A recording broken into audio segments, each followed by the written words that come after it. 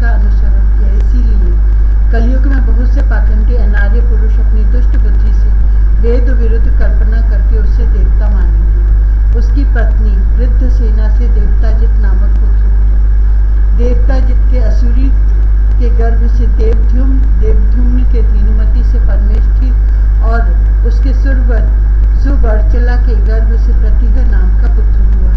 इससे अन्य पुरुषों को आत्मविद्या का उपदेश कर स्वयं शुद्ध चित्त होकर परम पुरुष श्री नारायण का साक्षात अनुभव किया था। प्रतिघ की भार्या सुवर्चला के गर्भ से प्रतिहर्ता, प्रस्तोता और उद्गाता नाम के 3 पुत्र हुए। ये यज्ञ आदि कर्मों में बहुत निपुण थे। इनमें प्रतिहर्ता की भार्या स्तुति थी। उसके गर्भ से अज और भूमा नाम के 2 पुत्र हुए। भूमा के ऋषि कुल्या से उद्गीत, उसके देव कुल्या से प्रस्ताव और प्रस्ताव के नीयुत्सा के गर्भ से विभु नाम का पुत्र हुआ। विभु के रति के उदर से पृथुषेण के आकृति से नक्त और नक्त के द्रुति के गर्भ से उदार कीर्ति राजर्षि प्रवर गय का जन्म हुआ। ये जगत की रक्षा के लिए सत्व गुण को स्वीकार करने वाले साक्षात भगवान विष्णु के अंश माने जाते थे। संयम आदि अनेकों गुणों के कारण इनकी महापुरुषों में गणना की जाती है। महाराज गय ने प्रजा के पालन पोषण, रंजन, लाड़ चाव और शासन आदि करके तथा तरह तरह के यज्ञों का अनुष्ठान करके निष्काम भाव से केवल भगवत प्रीति के लिए अपने धर्मों का आचरण किया। इससे उनके सभी कर्म सर्वश्रेष्ठ परम पुरुष परमात्मा श्री हरि के अर्पित होकर परमार्थ रूप बन गए थे। इससे तथा ब्रह्मवेता महापुरुषों के चरणों की सेवा से उन्हें भक्ति योग की प्राप्ति हुई। तब निरंतर भगवत चिंतन करके उन्होंने अपना चित्त शुद्ध किया और देह आदि अनात्म वस्तुओं से अहम भाव हटाकर वे अपने आत्मा को ब्रह्म रूप अनुभव करने लगे। यह सब होने पर भी वे निरअभिमान होकर पृथ्वी का पालन करते रहे। परीक्षित, प्राचीन इतिहास को जानने वाले महात्माओं ने राज ऋषि गय के विषय में यह गाथा कही है। अहो, अपने कर्मों से महाराज गय की बराबरी और कौन राजा कर सकता है। वे साक्षात भगवान की कला ही थे। उन्हें छोड़कर और कौन इस प्रकार यज्ञों का विधिवत अनुष्ठान करने वाला, मनस्वी, बहुज्ञ, धर्म की रक्षा करने वाला, लक्ष्मी का प्रिय पात्र, साधु समाज का शिरोमणि और सत्पुरुषों का सच्चा सेवक हो सकता है।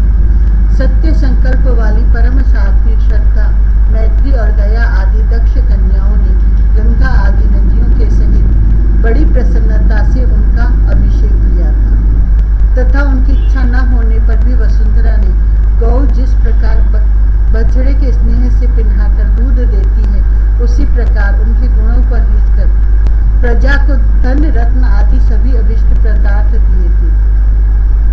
उन्हें कोई कामना न थी, तब भी वेदोक्त कर्मों ने उनको सब प्रकार के भोग दिए।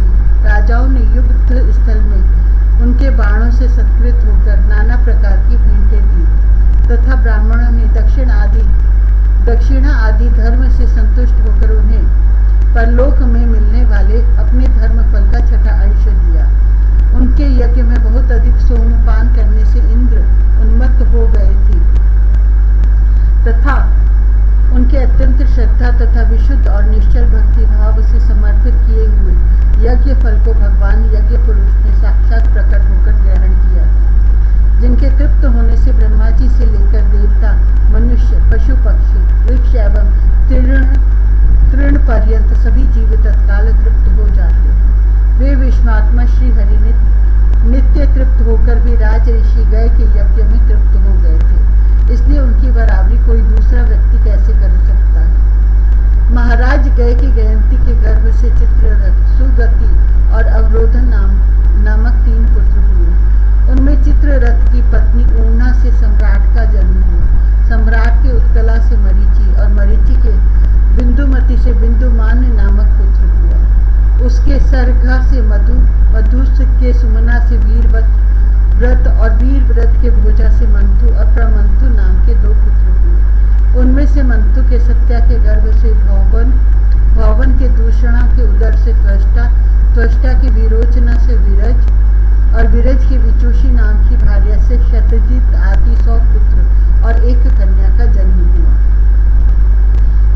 श्लोक में विरज के विषय में यह श्लोक प्रसिद्ध है। जिस प्रकार भगवान विष्णु देवताओं की शोभा बढ़ाते हैं, उसी प्रकार इस प्रियव्रत वंश की सबसे पीछे उत्पन्न हुए राजा विरज ने अपने सुयश से विभूषित किया था।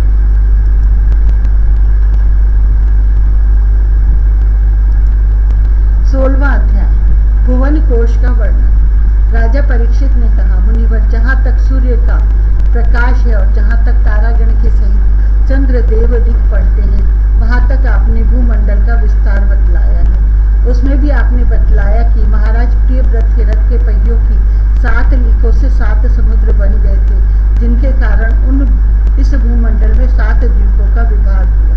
अतः भगवान, अब मैं इन सब का परिमाण और लक्षणों के सहित पूरा विवरण जानना चाहता हूँ, क्योंकि जो मन भगवान के इस गुणमय स्थूल विग्रह में लग सकता है, उसी का उनके वासुदेव संज्ञक स्वयं प्रकाश निर्गुण ब्रह्म रूप सूक्ष्मतम स्वरूप में भी लगना संभव है। अतः गुरुवर, इस विषय का विशद रूप से वर्णन करने की कृपा कीजिए। श्री सुखदेव जी बोले, महाराज, भगवान की माया के गुणों का इतना विस्तार है कि यदि कोई पुरुष देवताओं के समान आयु पाले तो भी मन या वाणी से इसका अंत नहीं पा सकता। इसलिए हम नाम, रूप, परिमाण और लक्षणों के द्वारा मुख्य मुख्य बातों को लेकर ही इस भूमंडल की विशेषताओं का वर्णन करेंगे। यह जम्बू द्वीप जिसमें हम रहते हैं, भूमंडल रूप कमल के कोश स्थानीय जो 7 द्वीप हैं, उनमें सबसे भीतर का कोश है। इसका विस्तार 1 लाख योजन है और यह कमल पत्र के समान गोलाकार है। इसमें 9-9 हजार योजन विस्तार वाले 9 वर्ष हैं, जो इनकी सीमाओं का विभाग करने वाले पर्वतों से बटे हुए हैं। इनके बीचों बीच इलाव्रत नाम का 10वां वर्ष है, जिसके मध्य में कुल पर्वतों का राजा मेरु पर्वत है। वह मानो भूमंडल रूप कमल की कर्णिका ही है। वह ऊपर से नीचे तक सारा का सारा सुवर्णमय है और 1 लाख योजन ऊंचा है।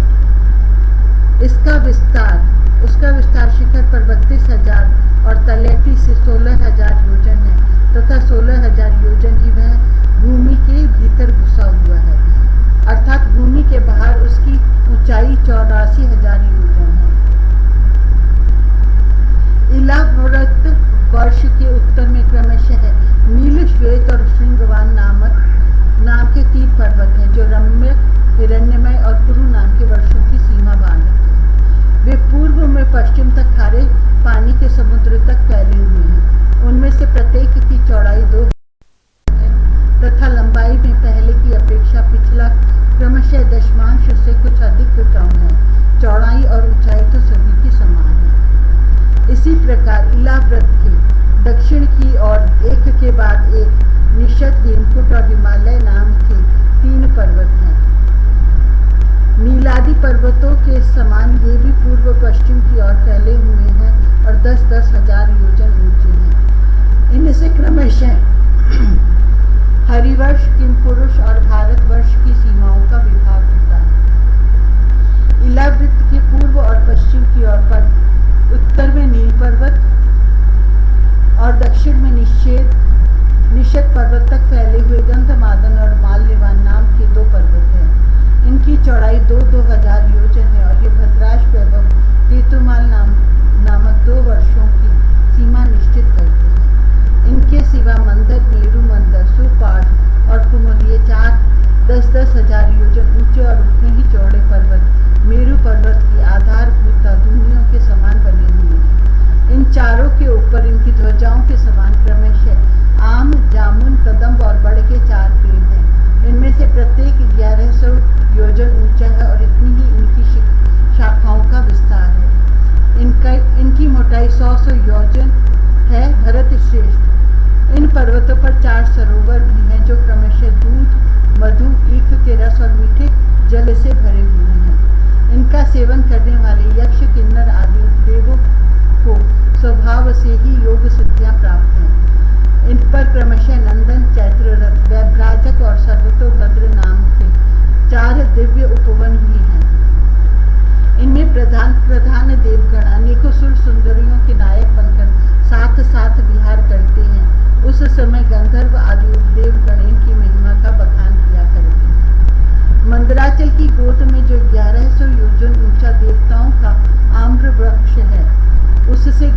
शिखर के समान बड़े बड़े और अमृत के समान स्वादिष्ट फल गिरते हैं। वे जब फटते हैं तब उनसे बड़ा सुगंधित और मीठा लाल लाल रस बहने लगता है। वही अरुणोदा नाम की नदी में परिणत हो जाता है। यह नदी मंदराचल से गिरकर अपने जल से इलाव्रत वर्ष के पूर्वी भाग को सींचती है। श्री पार्वती जी की अनुचरी यक्ष पत्नियां इस जल का सेवन करती हैं। इससे उनके अंगों से ऐसी सुगंध निकलती है कि उन्हें स्पर्श करके बहने वाले वायु उनके चारों ओर 10-10 योजन तक सारे देश को सुगंध से भर देती है। इसी प्रकार जामुन के वृक्ष से हाथी के समान बड़े बड़े प्राय बिना गुठली के फल गिरते हैं। बहुत ऊंचे से गिरने के कारण वे फट जाते हैं। उनके रस से जम्बू नाम की नदी प्रकट होती है, जो मेरु मंदर पर्वत के 10,000 योजन ऊंचे शिखर से गिरकर इलावृत के दक्षिण भूभाग को सींचती है। उस नदी के दोनों किनारों की मिट्टी उस रस से भीगकर जब वायु और सूर्य के संयोग से सूख जाती है, तब वही देवलोक को विभूषित करने वाला जाम्बूनद नाम का सोना बन जाती है। इसे देवता और गंधर्व आदि अपनी तरुणी स्त्रियों के सहित मुकुट, कंकण और करघनी आदि आभूषणों के रूप में धारण करते हैं। सुपार्श्व पर्वत पर जो विशाल कदम वृक्ष है, उसके 5 कोटरों से मधु की 5 धाराएं निकलती हैं। उनकी मोटाई 5 फुट से जितनी है। ये सुपार्श्व के शिखर से गिरकर इलावृत वर्ष के पश्चिमी भाग को अपनी सुगंध से सुवासित करती है। जो लोग इनका मधुपान करते हैं, उनके मुख से निकली हुई वायु अपने चारों ओर 100-100 योजन तक इसकी महक फैला देती है। इसी प्रकार कुमुद पर्वत पर जो शतवर्ष नाम का वटवृक्ष है, उसकी जटाओं से नीचे की ओर बहने वाले अनेक नद निकलते हैं। वे सब इच्छानुसार भोग देने वाले हैं। उनसे दूध, दही, मधु, घृत, गुड़, अन्न, वस्त्र, शैया, आसन और आभूषण आदि सभी पदार्थ मिल सकते हैं। ये सब कुमुद के शिखर से गिरकर इलावृत के उत्तरी भाग को सींचते हैं।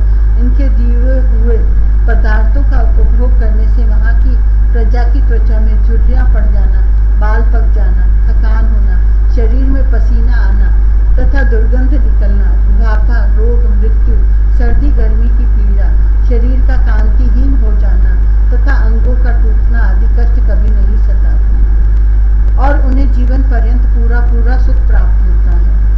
राजन, कमल की कर्णिका के चारों ओर जैसे केसर होता है, उसी प्रकार मेरु के मूल देश में उसके चारों और पुरंग, कुरर, कुसुम, वैकंग, त्रिकूट, शिशिर, पतंग, सूचक, निषद, श्रीनिवास, कपिल, शंख, वैदुर्य, जारुदी, हंस, ऋषभ, नाग, कालंजर और नारद आदि 20 पर्वत हैं। इनके सिवा मेरु के पूर्व की ओर जठर और देवकूट नाम के 2 पर्वत हैं, जो 18,000 योजन लंबे तथा 2,000 योजन चौड़े और ऊंचे हैं। इसी प्रकार पश्चिम की ओर पवन और पारियात्र, दक्षिण की ओर कैलाश और करवीर तथा उत्तर की ओर त्रिशंग और मकर नाम के पर्वत हैं। इन 8 पर्वतों से चारों ओर घिरा हुआ सुवर्णगिरी मेरु अग्नि के समान जगमगाता रहता है। कहते हैं मेरु के शिखर पर बीचों बीच भगवान ब्रह्मा जी की सुवर्णमयी पुरी है, जो आकाश में समचौरस तथा करोड़ योजन विस्तार वाली है। उसके नीचे पूर्व आदि 8 दिशा और उपदिशाओं में उनके अधिपति इंद्र आदि 8 लोकपालों की 8 पुरियां हैं। वे अपने अपने स्वामी के अनुरूप उन्हीं दिशाओं में है तथा परिमाण में ब्रह्मा जी की पुरी से चौथाई है।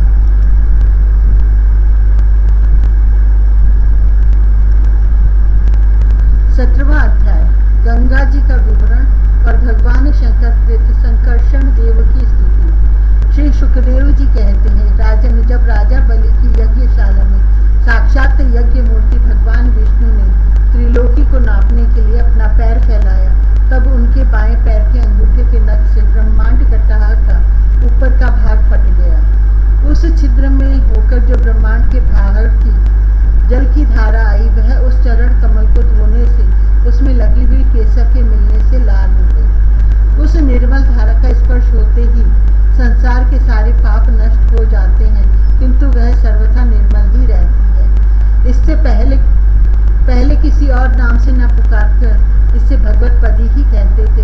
वह धारा हजारों युग बीतने पर स्वर्ग के शिरोभाग में स्थित ध्रुव लोक में उतरी, जिसे विष्णु पद भी कहते हैं। वीरव्रत परीक्षित उस ध्रुव लोक में उत्तानपाद के पुत्र परम भागवत ध्रुव जी रहते हैं। वे नित्य प्रति बढ़ते हुए भक्ति भाव से यह हमारे कुल देवता का चरणोदक है ऐसा मानकर आज भी उस जल को बड़े आदर से सिर पर चढ़ाते हैं। उस समय प्रेम आवेश के कारण उनका हृदय अत्यंत गदगद हो जाता है।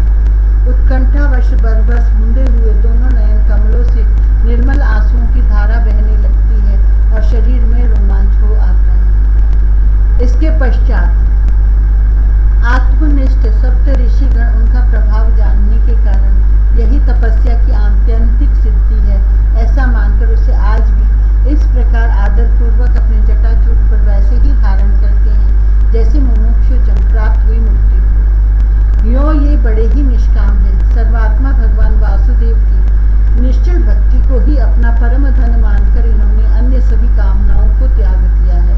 यहाँ तक कि ये आत्मज्ञान को भी ये उसके सामने कोई चीज नहीं समझते। वहां से गंगा जी करोड़ों विमानों से घिरे हुए आकाश में होकर उतरती हैं और चंद्रमंडल को आप्लावित करती मेरु के शिखर पर ब्रह्मपुरी में गिरती हैं। वहां ये सीता, अलकनंदा, चक्षु और भद्रा नाम से 4 धाराओं में विभक्त हो जाती है और अलग अलग चारों दिशाओं में बहती हुई अंत में नदियों के अधीश्वर समुद्र में गिर जाती है। इनमें सीता ब्रह्मपुरी से गिरकर केसराचलों के सर्वोच्च शिखरों में होकर नीचे की ओर बहती गंधमादन के शिखरों पर गिरती है और भद्राश्व वर्ष को प्लावित कर पूर्व की ओर खारे समुद्र में मिल जाती है। इसी प्रकार चक्षु माल्यवान के शिखर पर पहुंचकर वहां से बेरोक टोक केतुमाल वर्ष में बहती पश्चिम की ओर क्षार समुद्र में जा मिलती है। भद्रा मेरु पर्वत के शिखर से उत्तर की ओर गिरती है तथा एक पर्वत से दूसरे पर्वत पर जाती अंत में सिंहवान के शिखर से गिरकर उत्तर कुरु देश में होकर उत्तर की ओर बहती हुई समुद्र में मिल जाती है। अलकनंदा ब्रह्मपुरी से दक्षिण की ओर गिरकर अनेकों गिरि शिखरों को लांघती हेमकूट पर्वत पर पहुंचती है। वहां से अत्यंत तीव्र वेग से हिमालय के शिखरों को चीरती हुई भारतवर्ष में आती है और फिर दक्षिण की ओर समुद्र में जा मिलती है। इसमें स्नान करने के लिए आने वाले पुरुषों को पद पद पर अश्वमेध और राष्ट्रीय आदि यज्ञों का फल भी दुर्लभ नहीं है। प्रत्येक वर्ष में मेरु आदि पर्वतों से निकली हुई और भी सैकड़ों नदियां हैं। इन सब वर्षों में भारतवर्ष ही कर्मभूमि है। शेष 8 वर्ष तो स्वर्गवासी पुरुषों के स्वर्ग भोग से बचे हुए पुण्यों को भोगने के स्थान है, इसलिए इन्हें भूलोक के स्वर्ग भी कहते हैं। वहाँ के देवतुल्य मनुष्यों की मानवीय गणना के अनुसार 10,000 वर्ष की आयु होती है। उनमें 10,000 हाथियों का बल होता है तथा उनके वज्र सदृश सुदृढ़ शरीर में जो शक्ति, यौवन और उल्लास होते हैं, उनके कारण वे बहुत समय तक मैथुन आदि विषय भोगते रहते हैं। अंत में जब भोग समाप्त होने पर उनकी आयु का केवल 1 वर्ष रह जाता है, तब उनकी स्त्रियां गर्भ धारण करती हैं। इस प्रकार वहाँ सर्वदा त्रेता युग के समान समय बना रहता है। वहाँ ऐसे आश्रम भवन और वर्ष पर्वतों की घाटियां हैं जिनके सुंदर वन उपवन सभी ऋतुओं के फूलों के गुच्छे, फल और नूतन पल्लवों की शोभा के भार से झुकी हुई डालियों और लताओं वाले वृक्षों से सुशोभित हैं। वहाँ निर्मल जल से भरे हुए ऐसे जलाशय भी हैं जिनमें तरह तरह के नूतन कमल खिलते रहते हैं और उन कमलों की सुगंध से प्रमुदित होकर राजहंस, जलमुर, कारंडव, सारस और चकवा आदि पक्षी तरह तरह की बोली बोलते तथा विभिन्न जाति के मतवाले भौरे मधुर मधुर गुंजार करते रहते हैं। इन आश्रमों, भवनों, घाटियों तथा जलाशयों में वहाँ के देवेश्वर गण परम सुंदरी देवांगनाओं के साथ उनके कामोन्माद सूचक हास विलास और लीला कटाक्षों से मन और नेत्रों के आकृष्ट हो जाने के कारण जल क्रीड़ा आदि नाना प्रकार के खेल करते हुए स्वच्छंद विहार करते हैं तथा उनके प्रधान अनुचरगण अनेक प्रकार की सामग्रियों से उनका आदर सत्कार करते रहते हैं। इन नव वर्षों में परम पुरुष भगवान नारायण वहाँ के पुरुष पर अनुग्रह करने के लिए इस समय भी अपनी विभिन्न मूर्तियों से विराजमान रहते हैं। इलावृत वर्ष में एकमात्र भगवान शंकर ही पुरुष है। श्री पार्वती जी के शाप को जानने वाला कोई दूसरा पुरुष वहाँ प्रवेश नहीं करता, क्योंकि वहाँ जो जाता है वही स्त्री रूप हो जाता है। इस प्रसंग को हम आगे नवम स्कंध में वर्णन करेंगे। वहाँ पार्वती एवं उनके अरबों खरबों दासियों से सेवित भगवान शंकर परम पुरुष परमात्मा की वासुदेव, प्रद्युम्न, अनिरुद्ध और संकर्षण संज्ञक चतुर्विहु मूर्तियों में से अपनी कारण रूपा संकर्षण नाम की समय प्रदान चौथी मूर्ति का ध्यान स्थित मनोमय विग्रह के रूप में चिंतन करते हैं और इस मंत्र का उच्चारण करते हुए इस प्रकार स्तुति करते हैं। भगवान शंकर कहते हैं, ओम, जिनसे सभी गुणों की अभिव्यक्ति होती है, उन अनंत और अव्यक्त मूर्ति ओंकार स्वरूप परम पुरुष श्री भगवान को नमस्कार है। भजनीय प्रभु, आपके चरण कमल भक्तों को आश्रय देने वाले हैं तथा आप स्वयं संपूर्ण ऐश्वर्यों के परम आश्रय हैं। भक्तों के समान आप अपना भूत भावन स्वरूप पूर्णतया प्रकट कर देते हैं तथा उन्हें संसार बंधन से भी मुक्त कर देते हैं, किंतु अभक्तों को उस बंधन में डालते रहते हैं।